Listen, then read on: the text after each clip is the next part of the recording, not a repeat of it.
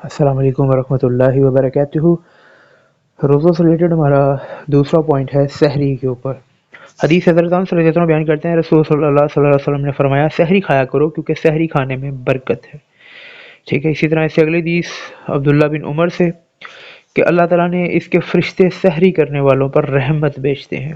اسی طرح سیدنا ابو سعید خدری سے بھی کہ رسول اللہ صلی اللہ علیہ وسلم نے فرمایا سحری کا کھانا بابرکت ہے، اس لیے اس کو نہ چھوڑا کرو، خواہ پانی کا ایک گھونٹ ہی پی لیا کرو، بے شک اللہ تعالیٰ اور فرشتے سحری کھانے والے پر رحمت کرتے ہیں، یعنی اللہ تعالیٰ رحمت بیچتا ہے اور فرشتے رحمت کے نزول کی دعا کرتے ہیں۔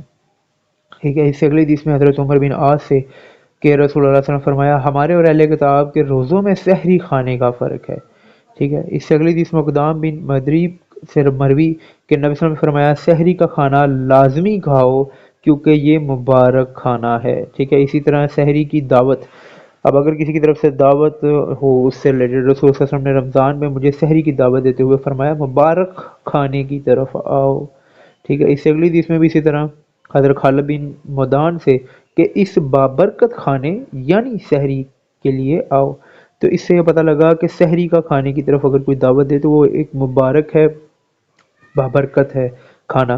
ٹھیک ہے، اسی طرح سحری کھجور یا سحری کھانا ضروری ہے۔ ٹھیک ہے، سحری میں کھجور نبی صلی اللہ علیہ وسلم نے کھائی، مومن کی بہترین سحری کھجور ہے۔ ٹھیک ہے، اس سے اگلی حدیث جو شخص روزہ رکھنا چاہے تو وہ کسی چیز سے سحری کر لے، جیسے کہ پہلے بھی حدیث گزر چکی پانی والی۔ اس سے اگلی حدیث حضرت ابو ہریرہ سے رسول اللہ صلی اللہ علیہ وسلم نے مسلسل کئی دن تک سحری و افطاری کے بغیر روزہ رکھنے سے منع فرمایا تھا۔ اس پر ایک آدمی نے مسلمان میں سے عرض کیا یا رسول اللہ آپ تو وصال کرتے ہیں، یعنی کہ سحری و افطاری کے بغیر روزہ رکھتے ہیں، تو آپ نے فرمایا میری طرح تم میں سے کون ہے، مجھے تو رات میں میرا رب کھلاتا ہے اور وہی مجھے سیراب کرتا ہے۔ لوگ اس پر بھی جب صوم و وصال رکھنے سے نہ رکے تو آپ نے ان کے ساتھ 2 دن تک وصال کیا، پھر عید کا چاند نکل آیا تو آپ نے فرمایا کہ اگر چاند نہ دکھائی دیتا تو میں اور کئی دن وصال کرتا، گویا جب صوم و سال سے لوگ نہ رکے تو آپ نے ان کو سزا دینے کے لیے یہ کہا۔ اس سے اگلی حدیث حضرت ابو سعید خدری سے منقول کیا فرما رہے تھے کہ صوم و وصال نہ رکھو۔ ٹھیک ہے، اسی طرح اس سے ان سب چیزوں سے یہ پتہ لگا کہ سحری اور افطاری لازمی کرنی چاہیے۔ ٹھیک ہے، فاقہ نہیں ہونا چاہیے بیچ میں۔ اسی طرح سحری جلدی کرنا یا آخر وقت میں، اس کے بارے میں قرآن کی آیات سورہ بقرہ کی آیت نمبر 187، اس میں آتا ہے کہ تم کھاتے پیتے رہو یہاں تک کہ صبح کا سفید دھاگا سیاہ دھاگے سے ظاہر ہو جائے، پھر رات تک روزے کو پورا کرو۔ اب یہ سحری اور افطاری دونوں کا ٹائم اس میں لکھا ہوا ہے۔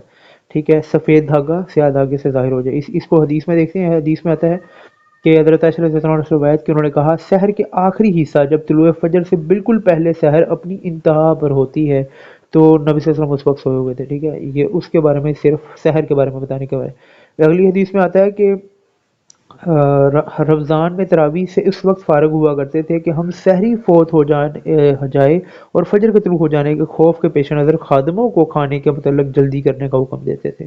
اب وہ اس ٹائم تراویحاں پڑھتے تھے تہجد کے ٹائم، ٹھیک ہے، اور اسی ٹائم انہوں نے کھانا وغیرہ بھی سحری کا کرنا ہوتا تھا فجر سے پہلے پہلے۔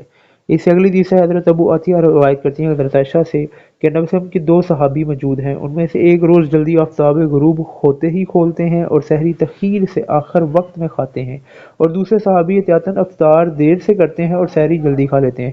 وہ فرمانے لگیں ان میں سے افطار اول وقت اور سحری آخر وقت کرنے والا کون ہے؟ میں نے کہا حضرت عبداللہ بن مسعود، تو انہوں نے فرمایا رسول صلی اللہ علیہ وسلم کا معمول بھی یہی تھا، یعنی کہ افطار اول وقت میں کرتے تھے اور سحری آخر وقت کے، یعنی کہ فجر سے تھوڑی دیر پہلے وہ سحری کرتے تھے۔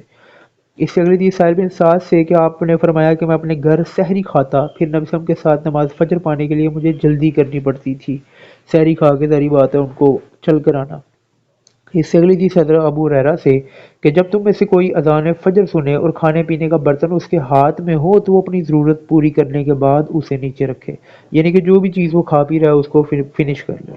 ٹھیک ہے، اس سے اگلی حدیث ہے حضرت سمرہ بن جندب بیان کرتے ہیں رسول صلی اللہ علیہ وسلم فرمایا اذان بلال اور فجر کا تمہیں سحری کھانے پینے سے نہ روکے، لیکن آفاق میں پھیل جانے والی صبح صبح صادق ہونے پر کھانے پینے سے رک جاؤ۔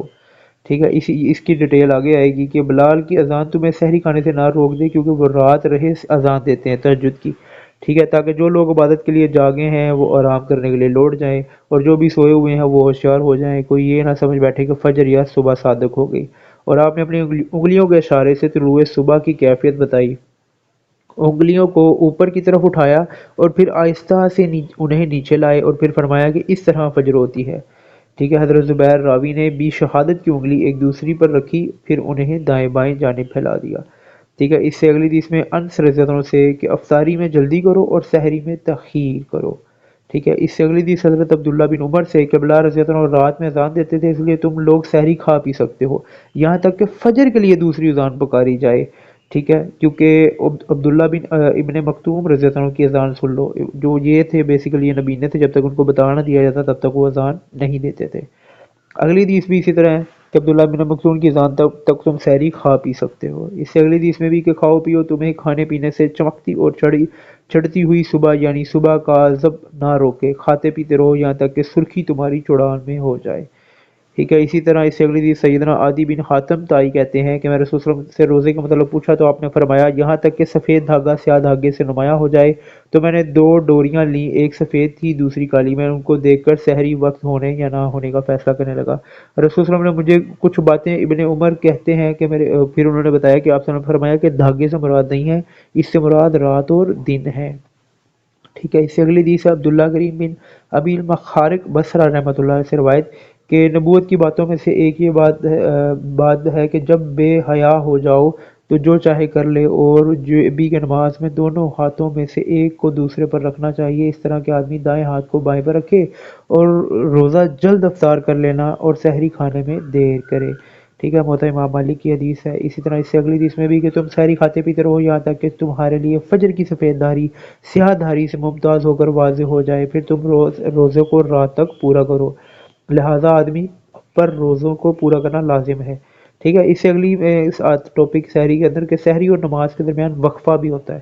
انس رضی اللہ عنہ کے زید بن ثابت رضی اللہ عنہ نے بیان کیا کہ ان لوگوں نے ایک مرتبہ نبی صلی اللہ علیہ وسلم کے ساتھ سحری کھائی، پھر نماز کے لیے کھڑے ہو گئے۔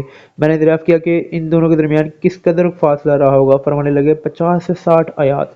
ٹھیک ہے، اب یہ جتنے بھی ریفرنس ہیں کسی میں 50 لکھا کسی میں 60 ہے، ٹھیک ہے، اور کچھ ہے جن میں 50 60 دونوں لکھا ہوا ہے۔ اس سے اگلی حدیث ہے سائل بن سعد سے کہ آپ نے فرمایا کہ میں اپنے گھر سحری کھاتا، پھر نبی صلی اللہ علیہ وسلم کے ساتھ نماز فجر پانے کے لیے مجھے جلدی کرنی پڑتی تھی۔ اب ان سب چیزوں سے پتہ لگ گیا کہ سحری اور فجر کے درمیان میں 50 سے 60 آیتیں پڑھی جا سکتی ہیں، اتنا فرق ہوتا ہے۔ ٹھیک ہے، تو اپروکسیمیٹلی 20 منٹ آدھا گھنٹہ ڈپینڈ جتنا بندہ پڑھ سکتا ہے۔ ٹھیک ہے، اور اس سے یہ بھی پتہ لگا سفید دھاری کالی دھاری سے الگ ہو جائے تو جو ہے وہ آپ کا فجر کا ٹائم سٹارٹ ہو جاتا ہے، ٹھیک ہے، سحری کا ٹائم ختم ہو جاتا ہے۔ اور اس وقت پہلے دو اذانیں دی جاتی تھی، حضرت بلال کی اور عبداللہ ابن مکتوم کی۔ تو عبداللہ ابن مکتوم جب اذان دے تو سحری کا وقت ختم ہو جایا کرتا تھا، اور سحری میں کھجور کھانا اور سحری لازمی کرنے کے بارے میں زور دیا گیا ہے۔